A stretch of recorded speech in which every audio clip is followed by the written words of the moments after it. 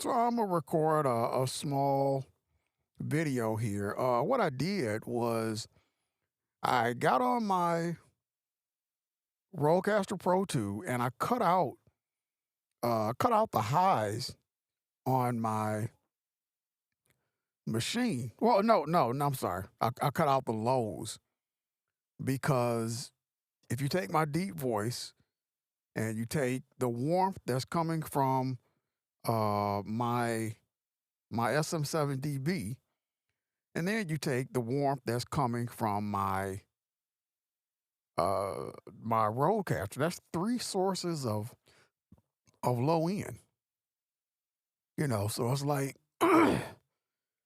one of those has to go in order to make this whole thing, seem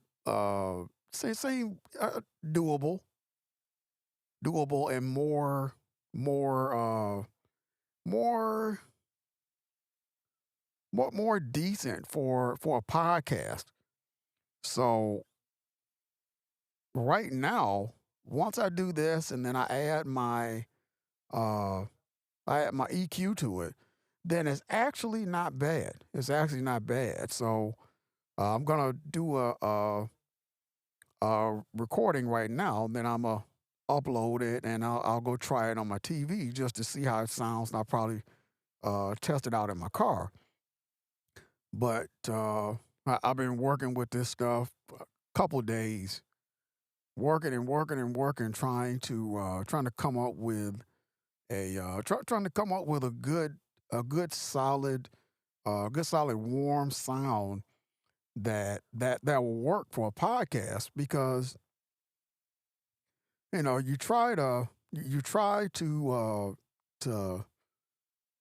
to do this kind of stuff and you want it to you want your podcast to sound pretty good. You want it to sound warm, but you don't really want to put out a podcast that's like really really bassy, and it's just it's you don't want to put out one that's thin or anything like that because that can be that can be a little bit hard to listen to.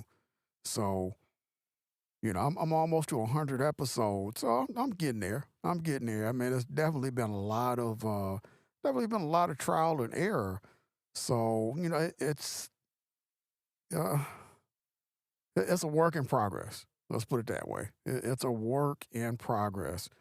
So that's one of the only ways you can really put it is just a work in progress.